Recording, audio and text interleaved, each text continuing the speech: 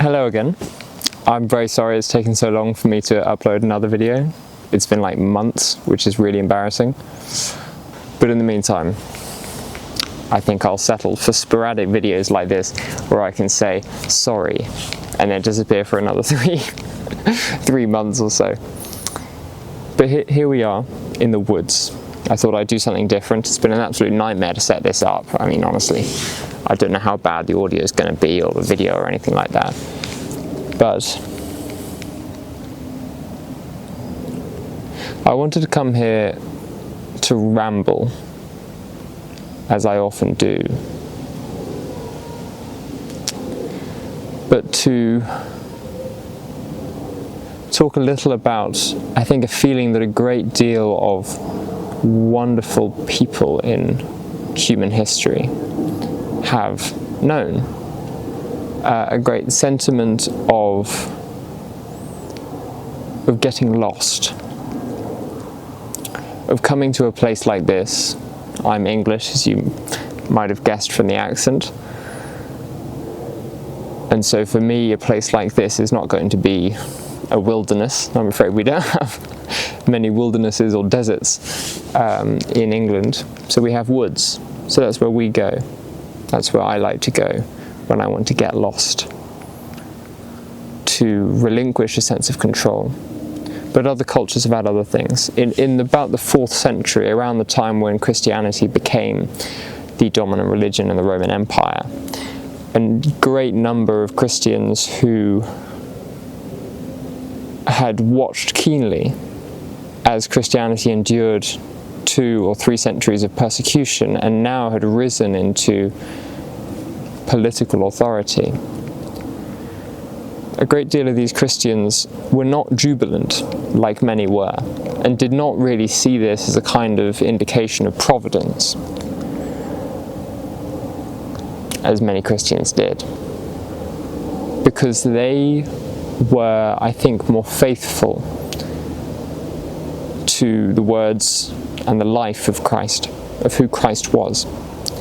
And they knew that Christ was different from other people, other historical figures, precisely because he was not here to start a kingdom in the basic sense, to become another political figure, to become another Alexander,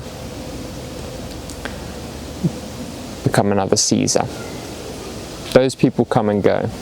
They come and go in history.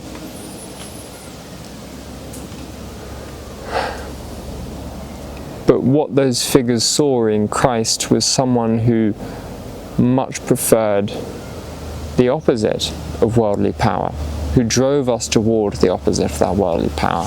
Because if that power of the city, as it were, the metropolitan power at the heart of empires and of kingdoms, and now today of nation states, that power is obsessed with control. Increasingly this becomes a problem today as the means for control and for surveillance only burgeon and increase.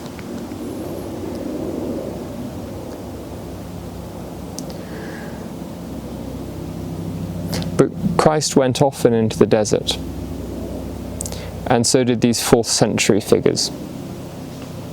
The story goes that the most prominent of the first was Saint Anthony the Great, who since became the archetype, as it were, for the desert fathers and mothers, as they would later be called. Christian monastics who, feeling disillusioned with the metropole, feeling disillusioned with the way in which Christians were now assuming positions of authority, and so abandoning anything that had any semblance of Christianity. I think that's a helicopter going overhead. Let's wait for that. Come on.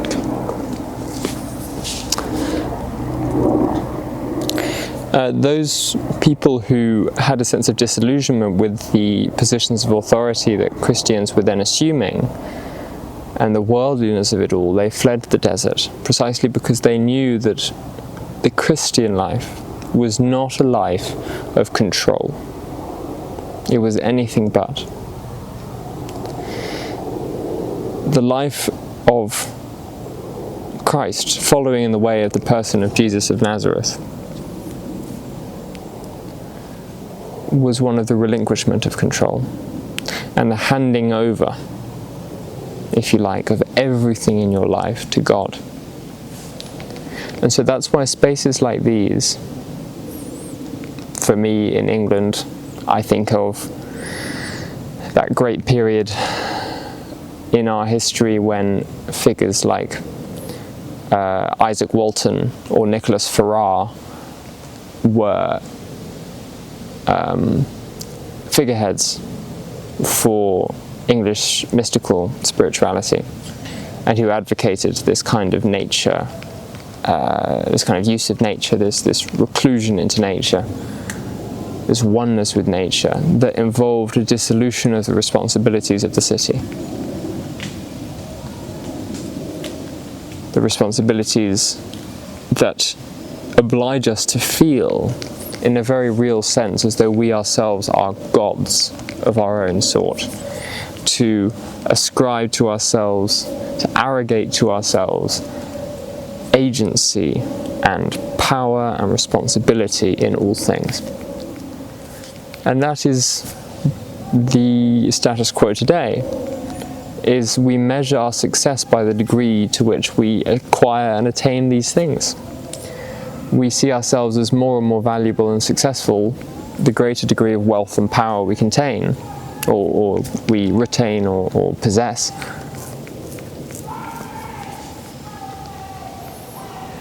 Someone's playing down there and having a lot of fun doing it.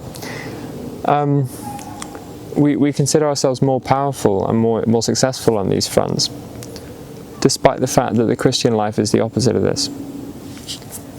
And you know that the Christian life directs us toward a sense of truth in this respect, because this attitude of possession, of possessiveness, it creates a feeling of lack.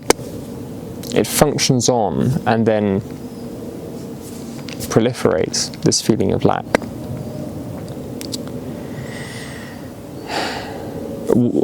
You find this in various traditions in Buddhism and in Hinduism and in Christianity and in plenty of other places. I might boil it down to a distinction between running from and running to. This life of control, this life of possessiveness, which we try to escape in these places and in these moments. We have running from and we have running to. Running from is what we fear, what we do not wish to happen, what we do not wish to lose. And running to is what we do desire, what we want, what we feel like we need in order to make us whole. And so, for most people, the entirety of one's life will pass a bit like a headless chicken, running from and running to, running away from all those things which the world tells us we can't be. We can't be ugly, we can't be unsuccessful, we can't be poor, we can't fail to have a strong career, we can't do this and that. You know, all these insistences that we receive from the world around us, that we have to be this and we have to be that. And then running to all the things that we're told we must have, which again in our day and age is in absolute excess of anything that any individual at any point in human history could ever possibly need. I mean, the average person today lives so, in the West at least, so far beyond their need. It's remarkable. And in some respects that's a very good thing, that we have more comfort and more leisure than ever before. But in other ways it's not.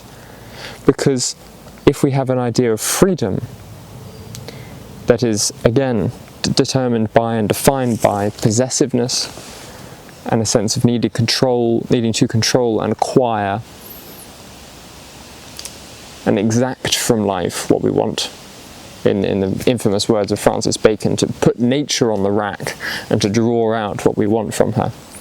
That sense of freedom is actually a kind of slavery, a kind of bondage, the opposite of freedom.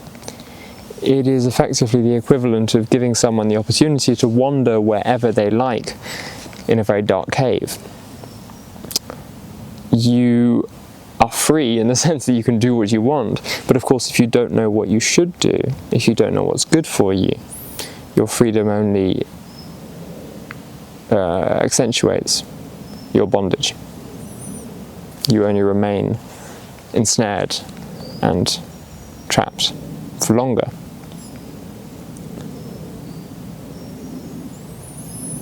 So running from and running to, these are the things which keep us in the loop, in the rat race, running around constantly, feeling as though we have to be something and we have to be not something, and that our identity is absolutely in the acquisition of those things which we want and the avoidance of those things which we do not want. But of course that is the opposite to what Christ and so many other great religious figures in the history of humanity have taught us. So I would say, and I would be right in saying, there's a kind of courage involved in letting go, in moving away from this. But of course it would be a bit of a paradox, a catch-22 almost, to say that this is something that we achieve by our own agency. And that's a common mistake for people who begin along some form of spiritual learning. The actual acquisition of knowledge, the accumulation of wisdom, becomes itself a means for possession and for the inflation of the ego. And we all know how many people in the world, historically and presently, have been in great religious positions and positions of great importance, spiritually speaking, but have been thoroughly egoistic and thoroughly selfish and thoroughly self-aggrandizing. Simply knowing the right things intellectually makes no alteration whatsoever on your life unless it is lived from within, unless it is a motion of faith, which is to say, to use language from the 20th century, a more existential commitment to the thing at hand.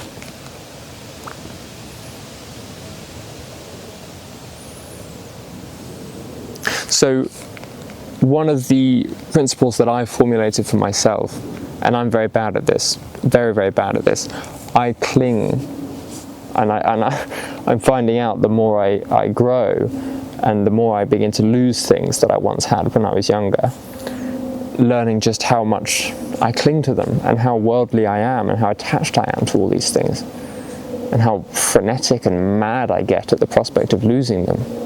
You know, real childlike tears at the prospect of having my teddy bears taken away from me.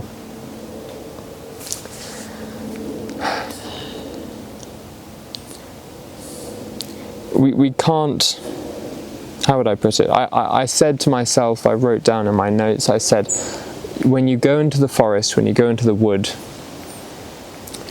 you give up. You give up. That is all this is about. That is all the religious life is about. It is giving up. It is the opposite of possession, of acquisition.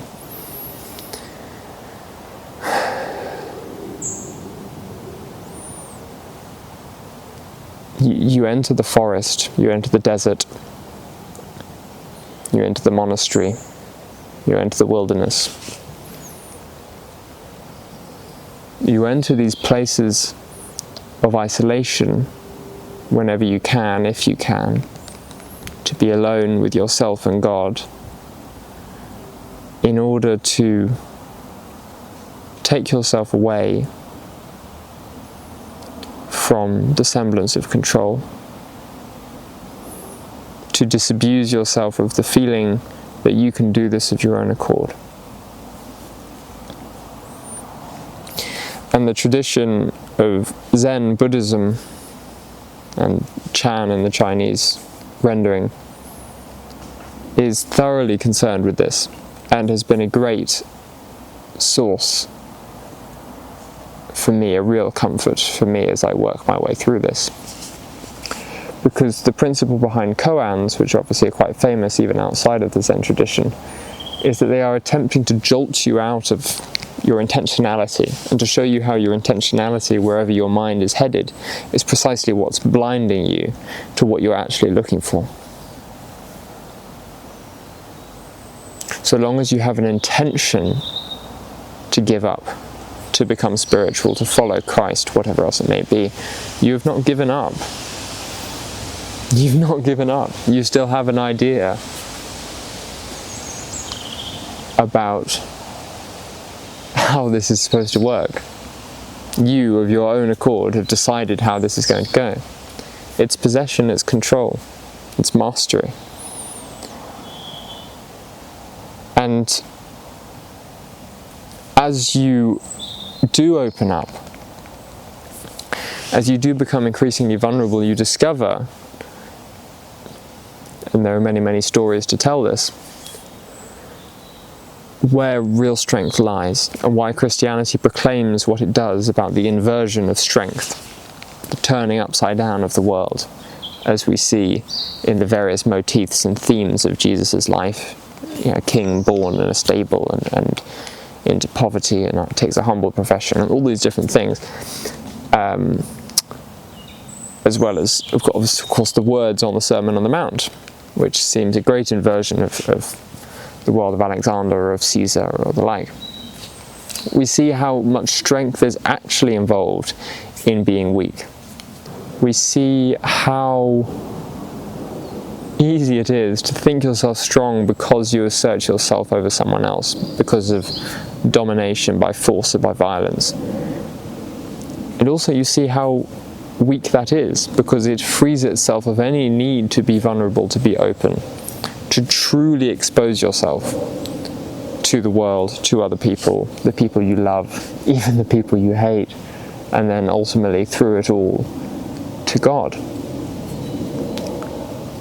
And the way of Christ is the way of humility, above all. And humility cannot be until we relinquish the desire to be humble on our own terms. Again, countless sad examples from history of people who have claimed to be spiritual and claimed to be religious, and who've taken pride in their humility. I mean, it's a laughable oxymoron, but that's how it is. It's people become very proud at how humble they appear. And even, of course, in Jesus' time, that's how it was, and that's why Jesus presents the commandments that he does when he says, when you fast, wash your face so that people can't see you're fasting, and when you pray, go alone to your room. He might alternatively have said in his own manner, as we read he often did in his life, go out into the wilderness, be away from people, go up a tall mountain, be away from people, do not show your piety, because you don't want that spotlight effect. You don't want to be thinking about how other people are thinking of you. I struggle with that a great deal. I think that comes from a youth of social media, and all the damage that's done me is social media being something that is simultaneously an excess of community, such that you see far too many and you interact with far too many people, far more than you're ever going to meet in a lifetime. And yet at the same time, you're utterly alone, just sitting there alone in your room, just sort of watching the whole world go by, feeling inadequate in relation to this or that, feeling outraged by this or that, all of that I think cultivated very much in me, and I think in other people perhaps too, that spotlight effect where I was habitually reflecting on myself from the view of someone else, and it created, and still does for me, create a horrible distance between myself and God, an agonizing, stomach-churning distance where I'm just waiting to settle into my being. And on some days I just can't do it, because all I have are habitual thoughts of how I'm being perceived, of the insecurities that I have, and the sense of a standard that I need to attain to, that's been implanted in my brain by some social media post, or by some comment someone made in this and that forum, implying that, everyone needs to aspire to this or that. So that sense of judgment, that sense of running from and running to is everywhere at present. And it gets inside your head. And it gives you the wasa wasa. It's one of my favourite phrases from Islamic theology, Islamic spirituality, is Iblis, Satan, talks in your brain, whispers. Again, I think is the very poignant and very beautiful final words of the Quran. That sort of stanza of, I take refuge in the Lord of mankind, in the King of mankind, from the devil, the evil one, who whispers in the breast of mankind. And that seems to distill so much about what I feel when I come to this wood, and what I think most people should be feeling when they take the chance to be alone with God. It really does make sense, the way that those desert fathers like St. Anthony the Great, like Evagrius Ponticus, like Peter of Damascus, like Diodocus of Photike, or whoever else, what they were talking about when they said, you know, there are angelic and demonic voices inside of you and they're tussling and they're fighting. And when you pray, you'll have to be in a war zone. That's very much true. It's very much true.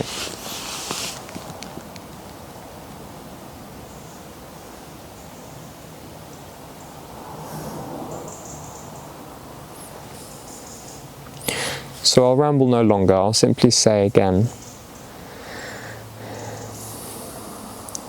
that you go into the wood to give up. You go into the woods to give up. You don't do it to become a spiritual master. You don't do it to become a spiritual guru. You don't do it to come back and make a YouTube video and tell everyone how fantastic you are, as I'm always at risk of doing in my own pride. You don't do any of that. There's no intention, there's no goal, there's nothing you strive for. All these intentions, all these pretensions, they are armour that we put on ourselves to avoid being hurt, and avoid being scared, and avoid being the children that we once were. The vulnerable, utterly dependent babies and infants and children that we once were. If only I can prove myself in this domain, in this arena, if only I can cling to this identity, then I'll be loved, then I'll be safe. But the evangel, the gospel of Christ, is that whilst that middle bit is scary, the process of leaving the world behind and dying to the world and being raised up in Christ, while that is very, very scary indeed, as all death is scary, on the other side, in that total dependence, in that total vulnerability, the total openness to God, you find true and perfect peace, lasting peace, the sense of safety that you never could have known if you'd stayed with the transient ephemera of the world. So, if you have the privilege, because I understand not everyone does, but if you do have the privilege of having anywhere around you that is isolated, that is in some sense sublime, go there and be. And when you get there, give up.